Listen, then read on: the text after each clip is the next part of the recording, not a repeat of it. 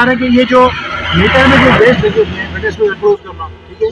तो ये देखें जो मीटर में गेज लगी ये 2 किस्म की है मेहरान गाड़ी में। एक ऊपर लिखा हुआ है जी सी और एच, उसके बाद दूसरे पे लिखा हुआ है जी EF। तो इसका मतलब ये होता है जो CH वाली है इसको कहते हैं गाड़ी की टेम्परेचर गेज, ठीक है जी।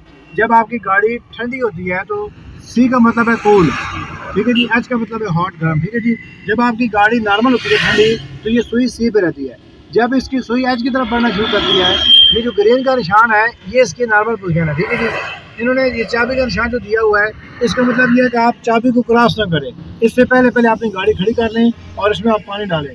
जब आप पानी डालेंगे तो गाड़ी आपकी जल्दी नॉर्मल जाएगी। अगर आप इस पर लापरवाही का मुजाहरा करते हैं फिर गाड़ी के अंदर लगा होता है जी हेड गैस्केट। क्या होता है? Head gasket.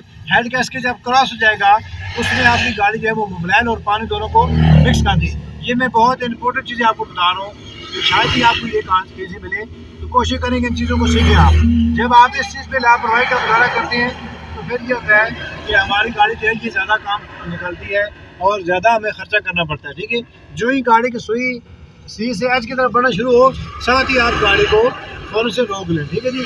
आगे आपकी ये फ्यूल गेज है, E पे एम्प्टी खाली है और H पे टंकी फुल है। अब कुछ लोगों को इस चीज़ का आइडिया नहीं होता, कुछ लोग सवाल ये करते हैं हमारे कमेंट्स में कि जी देखें जी कि ये जो सुई होती है ये कहाँ तक हो तो एंड होता है। देखें ये जो लाइन लगी हुई है E के नीचे वाइट वाली, तो आपकी गाड़ी की जो सुई है देखिए जब आप स्विच ऑन करेंगे देखिए ये ऊपर की तरफ जा रही है, ठीक है जी, ये ऊपर जा रही है, ठीक है जी, बिल्कुल। जब एग्जैक्ट इसके ऊपर आएगी इसका मतलब ये है कि अब आपकी गाड़ी की जो पेट्रोल है वो बिल्कुल एंड पे है।